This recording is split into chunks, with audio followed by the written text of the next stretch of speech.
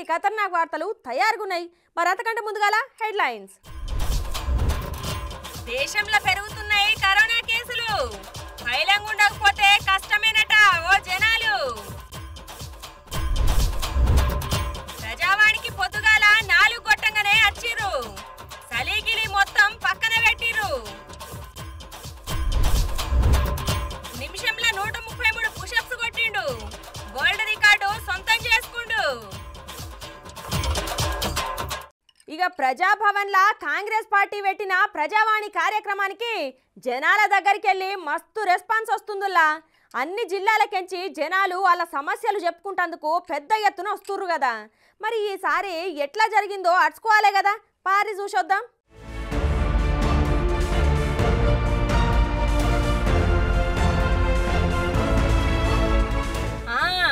ఎప్పుడైతే ప్రతి మంగళవారం శుక్రవారం ప్రజావాణి కార్యక్రమాన్ని సురువు చేసిందో గాని పెద్ద ఎత్తున జనాలు వాళ్ళ సమస్యలు చెప్పుకోనికే వస్తున్నారు కదా.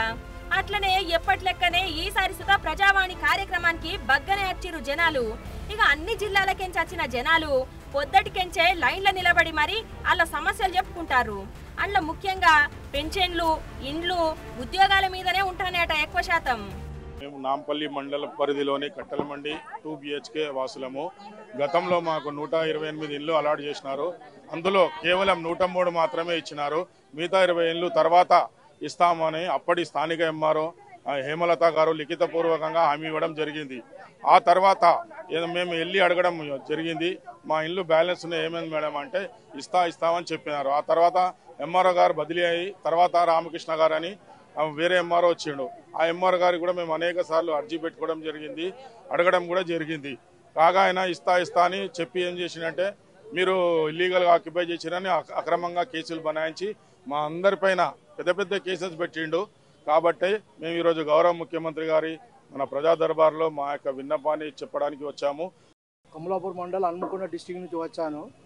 మా భూమి వేరే వ్యక్తి సాదాబాయి నామాల్లో అరాచకాలు సృష్టించి, దొంగపత్రాలు సృష్టించి, దొంగ ప్రోగ్రామాలు సృష్టించి పట్టా చేయించుకున్నాడు. దాని గురించి ఎంఆర్ఓను రవీందర్ విఆర్ఓను కలిసినా కూడా మాకు ఏం పని కాకుండా 7 ఎంఆర్ఓ ఇప్పటికీ 7 సంవత్సరాల నుంచి తిరుక్కుంటూ నేను ఎవరిని కలిసినా కూడా మాతో కాదు, ఇది కేసీఆర్ ప్రభుత్వం, కేసీఆర్ మొత్తం లాక్ చేసిండు, మాకు అథారిటీ లేదు ఓపెన్ చేసి మీకు మార్చనీకి అని ఇద్దరు కలెక్టర్లు కూడా ఇలా అన్నారు. కలెక్టర్ల నుంచి రిసీవ్ లెటర్ కూడా వచ్చినాయి.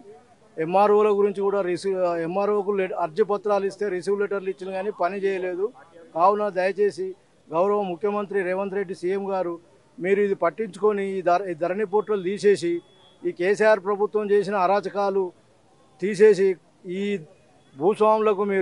భూస్వాములందరికీ మీరు మంచి చేయాలని కోరుతున్నాము.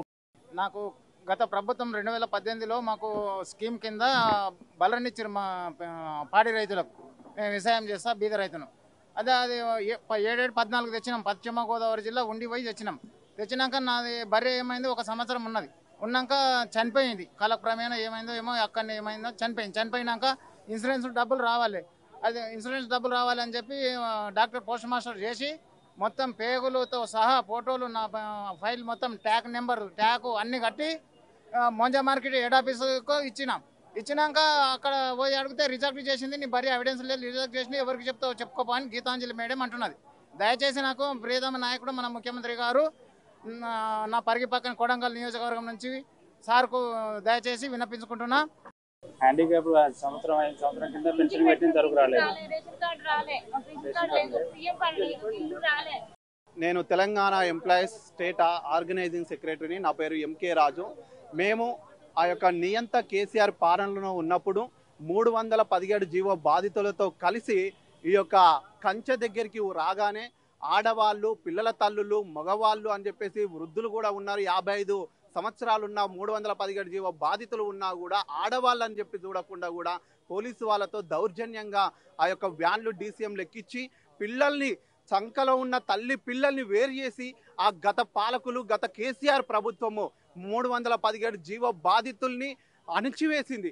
అదేవిధంగా ఎక్కడ కూడా ప్రశ్నించినా కూడా వాళ్ళకు మెమోలు ఇస్తూ వాళ్ళని అణిచివేయడం జరిగింది.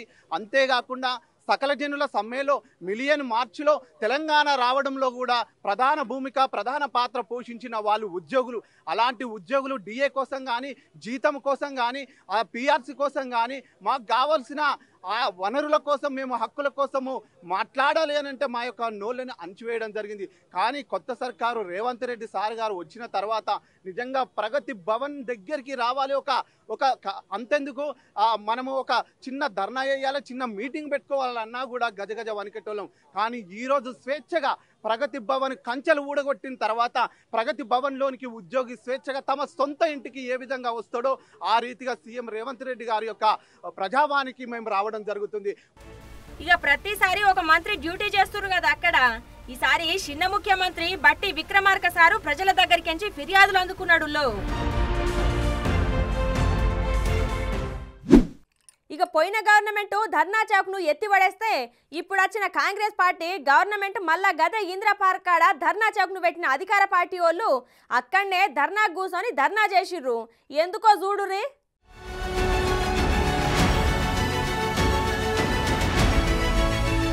ఇక మొన్నటిదాకా బీఆర్ఎస్ గవర్నమెంట్ లో ఎత్తేసిన ధర్నా చౌక్ లా కాంగ్రెస్ పార్టీ వాళ్ళు గిట్ల ధర్నాకు దిగిర్రుల్లా. ఇక మొన్న 13 తారీఖు నాడు కొందరు బయటోళ్ళు పార్లమెంట్ లోపలికి దూరి పొగబాంబు వేసి నానా హంగామా చేస్తే దాని మీద అడిగి నిరసనలు చేసిన కాంగ్రెస్ పార్టీ ఎంపీలు 146 మందిని సస్పెండ్ చేసింది కదా 2 సభలకెంచి. ఇక దాని మీద ఇండియా కూటమి వాళ్ళు దేశవ్యాప్త బంద్ అట్లనే ధర్నాకు పిలిపిస్తే ఇగో గిట్ల ఇక్కడ ఉన్న కాంగ్రెస్ పార్టీ వాళ్ళ మిత్రపక్షాలు కలిసి హైదరాబాద్ లో ఉన్న ఇందిరా పార్క్ కాడ కూర్చున్నారు.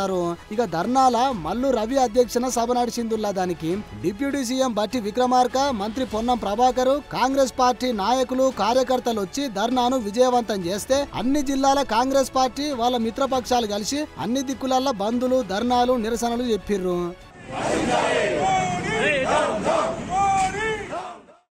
पार्लियामेंट हाउस में 2-3 युवा जंप करके अंदर आ गए। जंप करते हुए हम सब ने देखा, अंदर आए, थोड़ा धुआं फैलाया, बीजेपी के सांसद सब भग लिए।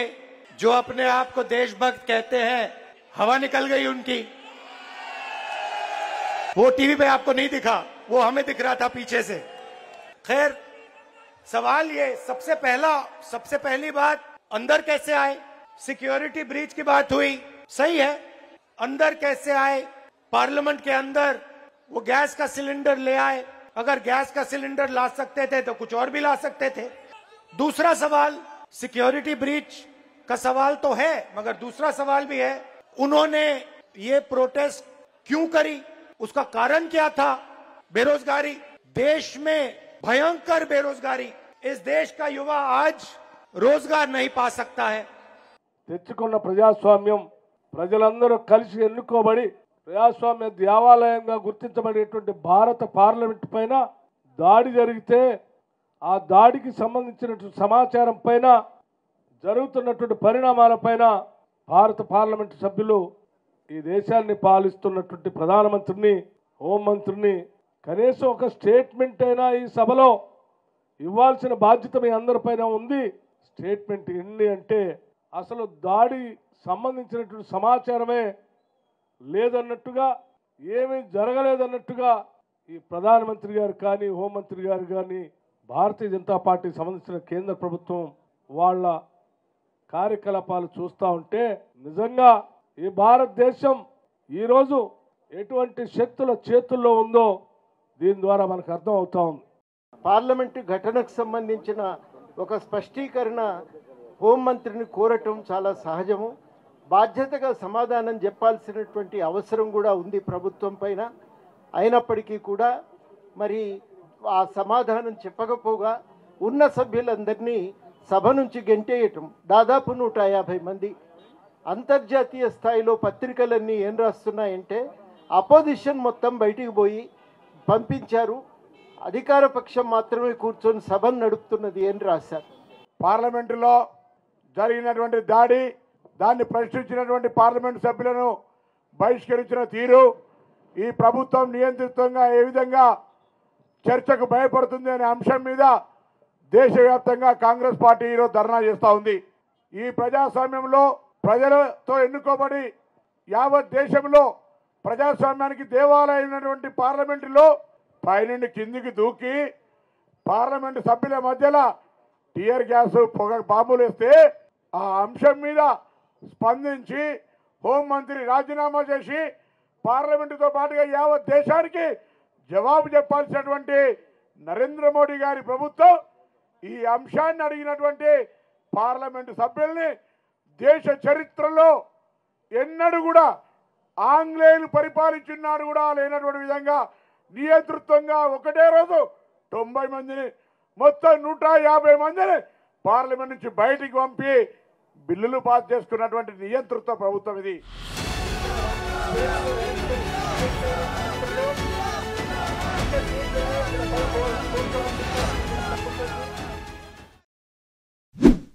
దేశంలో అన్ని దిక్కుల కరోనా కేసులు మళ్ళా మోపైతున్నాయుల్లా. ముఖ్యంగా చిన్న పోరగాన్లు అట్లనే 60 ఏళ్ళు దాటినోళ్ళు జర పైలంగా ఉండాలట. ఇక రోజుకిన్ని కేసులు పెరిగేసరికి కేంద్ర ఆరోగ్య శాఖ ఈ ముచ్చట చెప్పుకొచ్చింది.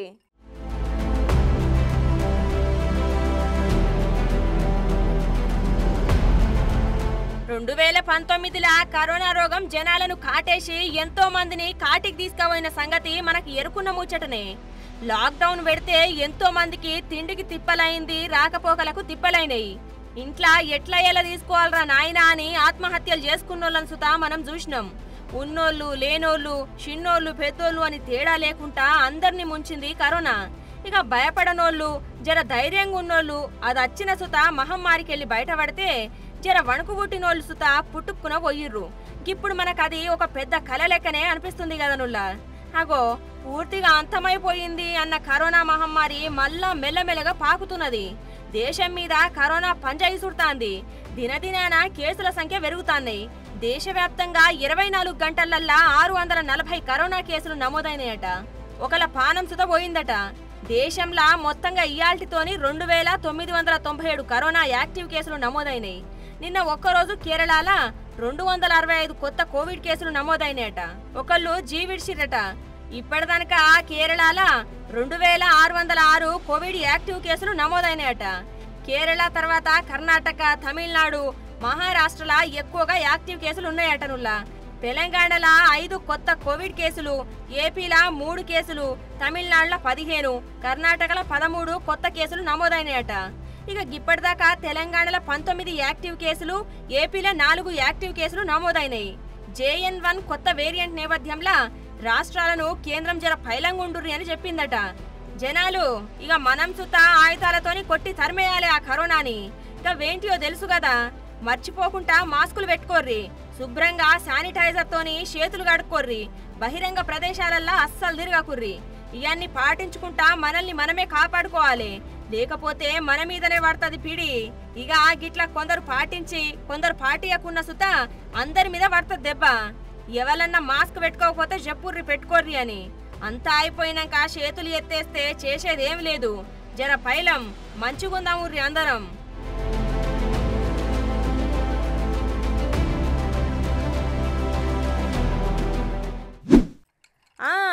ఇక తెలంగాణలో బడి గుడి లేని గల్లీలున్నాయేమో కానీ పోయిన బీఆర్ఎస్ గవర్నమెంట్ సలవతోని ఎక్కడ చూసినా కానీ తాగనికే మాత్రం మందు దుకాణాలు మస్తు ఉన్నాయి కదా.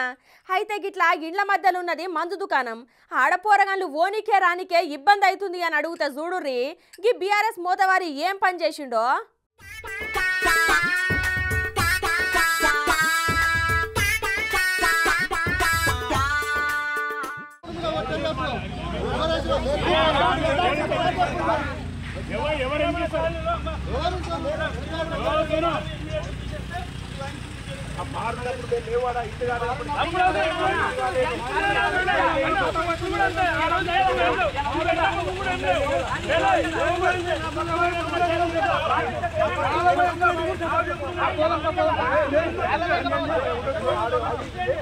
ఏంది ఏమో లొల్లైతున్నది. అరే ఎల్బీ నగర్ ఓడిపోయిన బీజేపీ అభ్యర్థి సామ రంగారెడ్డి సార్ కూడా ఆన్నే ఉన్నాడు. ఓ అన్నలు ఏమైంది కథ?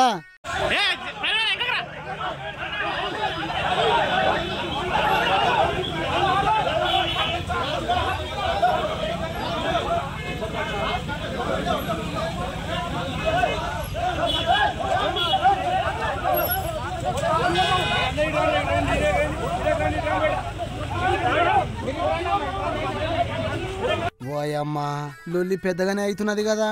అన్నలు జర నిమ్మలంగా మాట్లాడుకోరు అదురే, ఎందుకు లొల్లిళ్ళు చెప్పుర్రే.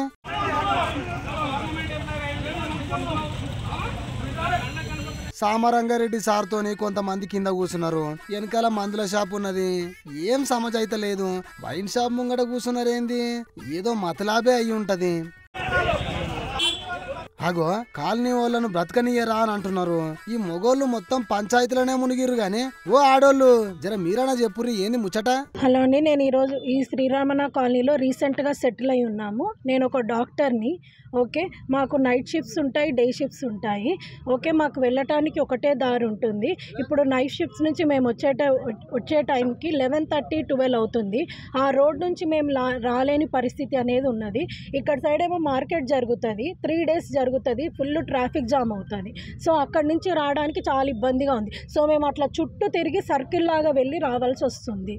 సో ఇప్పుడు మాకు నైట్లో కూడా ఒక్కొక్కసారి కాల్స్ వస్తూ ఉంటాయి వెళ్ళటానికి ఎమర్జెన్సీ కోసం అని. సో అప్పుడు ఎట్లా వెళ్ళాలని నేను అడుగుతున్నా. అరే రే బాధపాడుగాను. ఇంకా చెప్పక్క.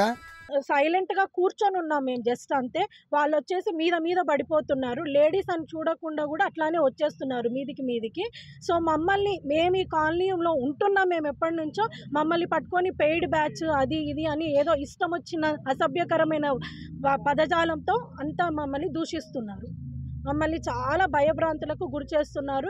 మమ్మల్ని ఇక్కడితో ఇది ఆపేయడానికి చూస్తున్నారు. బేసిక్గా ఏంటి అంటే, ఇక్కడ ఉన్న ఎమ్మెల్యే కానీ ఇప్పటి వరకు రాలేదు, కార్పొరేటర్ కానీ ఇప్పటి వరకు రాలేదు. అది వాళ్ళకి అసలు ఎవరైతే పర్మిషన్ ఇచ్చారో వాళ్ళు కూడా రాలేదు. మరి ఇప్పటికైనా మీరు స్పందించాలని మేము కోరుకుంటున్నాం. ఇన్నరా కొందరు బడివేగాళ్ళు పొట్టు తాగి ఇట్లా ఆడోళ్లను ఎగతాళి చేసుకుంటా మీదికి పోతుర్రంట. ఇక గాడి ఎమ్మెల్యే సుధీర్ రెడ్డి సారు ఆ కార్పొరేటర్ కూడా పట్టించుకుంటలేరట ఈ అమ్మలక్కల బాధలను. అగో ఇప్పుడు సామరంగారెడ్డి సార్ మాట్లాడతాడంట. ఇనురి ఇరుకురోడ్లో కొత్తగా వైన్ షాప్ వెలిచింది. గత 8 రోజుల నుంచి భయాభ్రాంతులకు గురవుతా ఉన్నారు మహిళలు ముఖ్యంగా. అయ్యో మేము రోజు రోడ్డు మీద తిరగాలి, ఈ వైన్ షాప్ తిరుగుతాం, వైన్ షాప్ వచ్చిన ఇక్కడ తాగుతులు తిరుగుతాం, ఎట్లా వాళ్ళ ముందుకెళ్ళని చెప్పేసి ఇబ్బంది పడుకుంటా గత 8 రోజుల నుంచి ధర్నా నిరసన జరుపుతా ఉన్నారు. సూపరింటెండెంట్ చెప్పారు, ఏఎస్ గారికి కంప్లైంట్ ఇచ్చారు, ఐఐడి రెసిడెన్షియల్ ప్లేస్ చేయడం పెట్టింగ్ వీల్లేదని చెప్పేసి. ఎమ్మెల్యే, స్థానిక ఎమ్మెల్యే, నేను అభివృద్ధి మంత్రం అని చెప్తున్న ఎమ్మెల్యే గారు కూడా ఒక లెటర్ ఇచ్చారు. వాళ్ళకు కన్సల్ట్ డిపార్ట్మెంట్ మున్సిపాలిటీ వాళ్ళకి ఇచ్చారు. ఈరోజు నిరసన చెప్తా ఉన్నారు. ఈరోజు నేను సంఘీభావంగా ఈరోజు నిరసన జరపడానికి నేను కూడా వచ్చాను. సంఘీభావంగా ఈరోజు ఇక్కడ చేరుకొని ఒకసారి చూద్దామని అక్కడ పోతే నా ముంగంటే ప్రత్యక్షంగా అక్కడున్న కిరాయి గుండాలను పెట్టుకొని షాప్ వాళ్ళు దాడి చేస్తూ ఉన్నారు. అంటే ఇంత దౌర్భాగ్యంగా ఉందంటే ఇది. ఇంకా కూడా ఈరోజు ఏమడిగారు ఎక్సైజ్ సూపరింటెండెంట్ వాళ్ళని కానీ ఏమైనా బెల్ట్ షాపుల నుంచి ఇక్కడ నుంచి గతంలోనే 16 సంవత్సరాల మైనర్ బాలిక మీద ఇక్కడ అఘాత్యం జరిగింది. 2 రోజులు దీక్ష చేసాం, నిరసన చెప్పినాం. దాని మీద ఇంతవరకు ప్రభుత్వం సమానం చెప్పలేదు. ప్రభుత్వమే వీకింది. ఇంకా కనుదరలే ఇల్లు, ఇంకా అదే జాసాలు ఉన్నారు. అధికారులు కూడా హెచ్చరిస్తూ ఉన్నాం. మీరు మా ముంగటే పోలీసు వాళ్ళు అక్కడే ఉన్నారు, మా ముంగనే వాళ్ళు దాడి చేసానికి వస్తున్నారంటే మేము ఏం చెప్పామండి? ప్రజలకు అవసరంగా ఉన్నది, ఇబ్బందికరంగా ఉన్నదని నిరసన జరపడం కోసం మేము పోయి షాప్ మీద దాడి చేయలేదు, షాప్ మీద మీకు పోలేదు. మేము రోడ్లో నిరసన చెప్తా ఉన్నాం. రోడ్లో నిరసన జరుపుతూ ఉంటే మా మీద దాడి చేపిస్తానికి గూండాలు పెట్టుకొని చెప్తాను ప్రత్యక్షంగా చేస్తారంటే దీని వెనకాల స్థానిక ఎమ్మెల్యే సుధీర్ రెడ్డి గారు కథానాయకుడు ముందుండి వెనకాలండి వీళ్ళని ముందు నడిపిస్తా ఉన్నాడు. ఇనరా ఈ కథ వెనుక మొత్తము ఎమ్మెల్యే సుధీర్ రెడ్డి సారు ఉన్నాడట. ఆయననే ఇదంతా నడిపిస్తున్నాడు అని అంటున్నాడు సామరంగారెడ్డి సారు.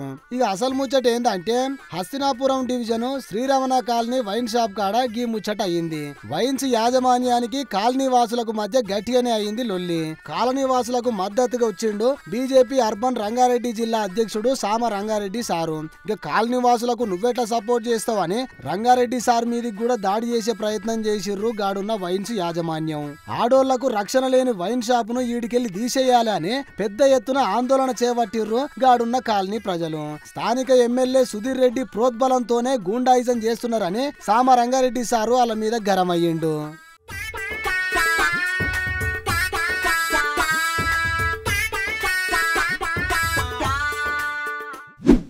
ఆంధ్రప్రదేశ్లో ఉన్న అధికార వైసీపీ పార్టీ వాళ్ళ కార్యకర్తల బుద్ధి మారుతూనే లేదులా. మొన్నటిదాకా సపోర్ట్ చేయకుంటుంటే మారిరేమో అనుకున్నారు కానీ కుక్కతో ఒక వంకర్ లెక్క జగన్ సారు హ్యాపీ బర్త్డే అని చెప్పి మళ్ళొక ఘనకార్యం ముంగటేసుకున్నారు చూడుర్రీ.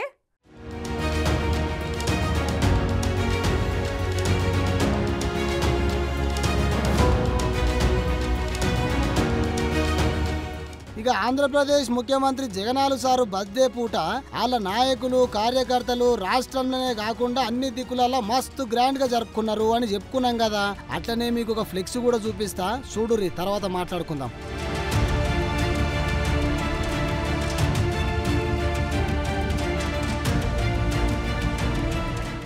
చూసిరు కదా ఫ్లెక్స్ లో ఏముందో. అర్థం కాకపోతే నేను చెప్తా, ఇనుర్రి. జగనాలు సారు పుట్టినరోజు నాడు పశ్చిమ గోదావరి జిల్లా భీమవరంలో ఉన్న వైసీపీ ఉత్తమ కార్యకర్తల చిల్లర పనుల్లా ఇది. ఇక ఫ్లెక్సీలా జగన్ రెడ్డి చక్రవర్తి అవతారంలో కూర్చుంటే ప్రజలందరూ ఆరాధిస్తున్నట్టు చంద్రబాబు, లోకేష్, పవన్ కళ్యాణ్ ను కించపరచడం కోసం మధ్యలో కుక్కను పెట్టి ఫ్లెక్సీలు ఏర్పాటు చేసిర్రులా. ఇక ఈ పోటువా సోషల్ మీడియాలో చక్కర్లు గట్టిగానే కొట్టుకుంటా ఫ్లెక్సీ పెట్టినోళ్లను కూడా అరుచుకుంటుర్రు జనాలు. ఇంత బలుపుతోని దారుణంగా శునకానందం పొందడం కోసం ఫ్లెక్స్ పెట్టుడుతోని దీంతోని ఎక్కడనో ఒక దిక్కున ఇన్ని దినాలు గెలుస్తామన్న ఉన్నాశలు మొత్తం కొట్టుకపోయినాయట పోర్రి. వైసీపీ కార్యకర్తలు గిట్ల పిచ్చి పిచ్చి పనులు చేసుకుంటూ పోతే వాళ్ళ పార్టీని వాళ్ళ నాయకుడిని వాళ్ళే బొందలేసుకున్నట్టు పోర్రి అని అనుకుంటుర్రు జనాలు.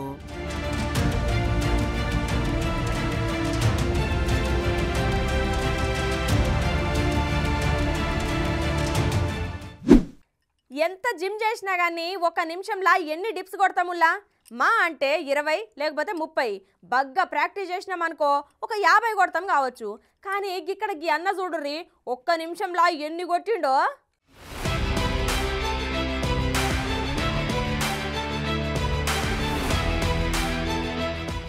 ఒక్క నిమిషంలో 133 పుషప్స్ చేసి వరల్డ్ రికార్డు కొట్టిండు లాగి అన్న.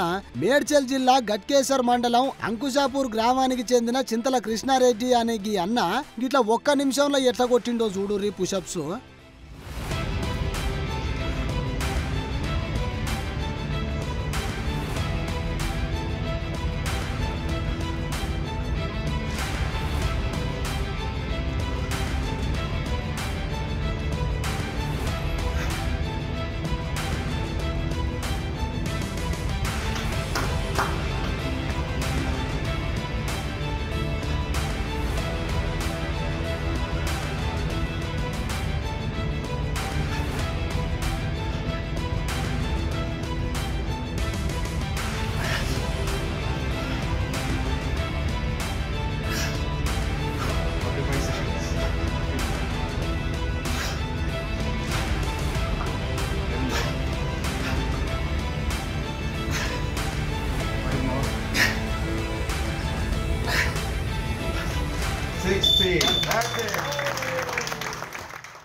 అరే అరే అరే ఏం కొట్టిండు పో. ఎన్ని దినాలు ప్రాక్టీస్ చేసిండో గాని మస్తు కొట్టిండులా. ఇదంతా ఉత్తగానే కాదుల్లో, బొచ్చడేళ్ళు కష్టపడ్డాడట. ఇక ప్రాక్టీస్ చేస్తుంటే చెయ్యి కూడా ఇరిగిందట నుల్లా. 3 years బ్యాక్ ఉండే అది. మేము 3 years బ్యాక్ నుంచి 4 years బ్యాక్ చేద్దాం అనుకుంటుంటే అప్పుడు కోవిడ్ వచ్చినా కానీ పొద్దున్నే 4 గంటలకు లేవడం, ఇవన్నీ గ్రౌండ్లలో చేయడం, జిమ్లన్నీ బంద్ అయినా అట్లా చేసుకుంటూ ఉంటున్నాం. తర్వాత 106 అంటే ఈజీగా చేయొచ్చు అని అనుకున్నాం. అప్పుడు జిమ్లో ప్రాక్టీస్ చేస్తుంటే ఫింగర్ ఒకసారి స్కిట్ అయ్యి ఫింగర్ బ్రేక్ అయ్యింది. మన డాక్టర్ ప్రసాద్ సార్ ఉండే అది. తర్వాత మళ్ళీ 3-4 months రెస్ట్ తీసుకున్నాక మళ్ళీ ప్రాక్టీస్ మొదలు పెడితే రోజు 4-5 రౌండ్స్ చేసేది 100 గిన్నెస్ రికార్డు డేట్ మళ్ళీ ఒకటి ఫిక్స్ చేసుకున్నాం. వారం రోజులు కంటిన్యూ చేసరికి 1200 కొట్టేసరికి ఇక్కడ షోల్డర్లో వాటర్ ఫామ్ అయింది. వాటర్ ఫామ్ అయినాక అది 3 రోజుల్లో మనం చేద్దామని ఎస్ఏ మోడల్ మెడికల్ అంతా రెడీ చేసినాం. వాటర్ ఫామ్ అయింది. అసలు 10 కొట్టేసరికి షోల్డర్ మొత్తం డౌన్ అయిపోతుంది. అప్పుడు మా ప్రసాద్ డాక్టర్ దగ్గరికి పోయి ఇట్లా అంటే, నీకు హెల్త్ ఇష్టమా ప్రోటీన్ ఇష్టమా అని అన్నాడు. ఇమీడియట్గా పోయి సిటీ స్కాన్ చేసిన తర్వాత ఏంటంటే వచ్చిన తర్వాత వాటర్ ఫామ్ అయింది. కంప్లీట్ 4-5 months రెస్ట్ తీసుకోవాలన్నది. అట్లే రెస్ట్ తీసుకుంటే మెల్లగా మళ్ళీ స్టార్ట్ చేసి ఇప్పటికీ గోల్ రీచ్ చేసినాం.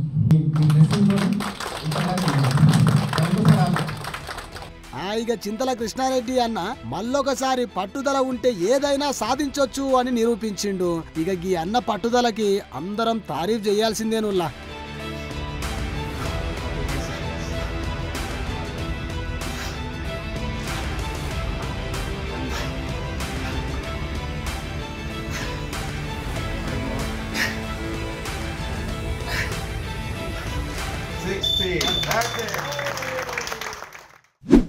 ఇన్ని దినాలు బైకుల మీద కార్ల మీద లేకపోతే ఇంకా వేరే వాహనాల మీద చలాన్లు ఉన్నాయని చెప్పి భయపడుతున్నారా ఏంది?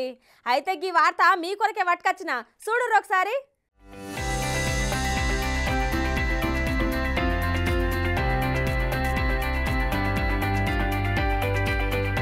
ఇక ఇన్ని దినాలు మీ బండ్ల మీద పెండింగ్ చలాన్లు ఉన్నాయి. పోలీసులకు దొరికితే జేబులు బొక్కాని గుబులైతుర్రా. ఇక బాధ లేదు, వర్రి కాకుర్రి. ఇక ఇప్పుడు అసంటోళ్ల కోసం ఒక గుడ్ న్యూస్ వార్త పట్టుకొని వచ్చినముల్లా. తెలంగాణ ప్రభుత్వం పెండింగ్ చలాన్ల క్లియరెన్స్ స్కీమ్ తీసుకొచ్చి భారీ డిస్కౌంట్ ఇచ్చి బంపర్ ఆఫర్ ఇచ్చింది. ఇక అసలు ముచ్చటకొస్తే 2023 డిసెంబర్ 26వ తేదీ నుంచి డిస్కౌంట్ కింద పెండింగ్ చలాన్లు కట్టే అవకాశాన్ని కల్పిస్తుంది. ఆర్టీసీ డ్రైవర్స్ తోపుడు బండ్లకు 90% డిస్కౌంట్ ఇచ్చింది. అంటే ఇప్పుడు మీరు 100 రూపాయలు కట్టేది ఉంటే ఉత్త 10 రూపాయలు కడితే సరిపోతుంది. అట్లనే 2 వీలర్స్ బైక్స్ మీద 80% డిస్కౌంట్ ఇచ్చింది. అంటే 1000 రూపాయల చలాను అసలుంటే డిస్కౌంట్ కింద 200 రూపాయలు కడితే కేల్ గతమే అన్నట్టు. ఇక అట్లనే ఇక కార్లు ఆటోల మీద 60% డిస్కౌంట్, 1000 రూపాయలుంటే 400 రూపాయలు, లారీలతో పాటు ఇతర హెవీ వెహికల్స్ కి 50% డిస్కౌంట్ ఇచ్చింది సర్కారు. ఆన్లైన్ తో పాటు మీ సేవా సెంటర్స్లలో డిస్కౌంట్ల చలాన్స్ పేమెంట్ చేయొచ్చు.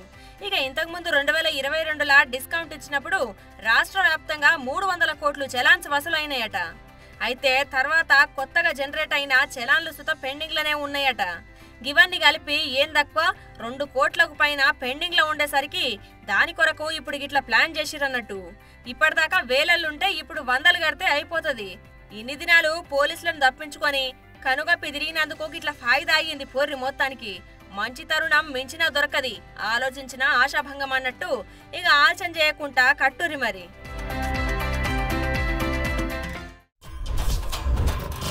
దేశంలో పెరుగుతున్నాయి కరోనా కేసులు. భయంగా ఉండకపోతే కష్టమేనట ఓ జనాలు. ప్రజావాణికి పొద్దుగాల 4 కొట్టంగానే వచ్చిర్రు. సలీగిలి మొత్తం పక్కన పెట్టిర్రు. నిమిషంలో 133 పుషప్స్ కొట్టిండు. వరల్డ్ రికార్డు సొంతం చేసుకుండు. ఇయాల్టి ఖతర్నాక్ వార్తలు. మళ్ళీ రేపు తిరిగి ఇదే అలా కలుసుకుందాం. అంతవరకు నమస్తే.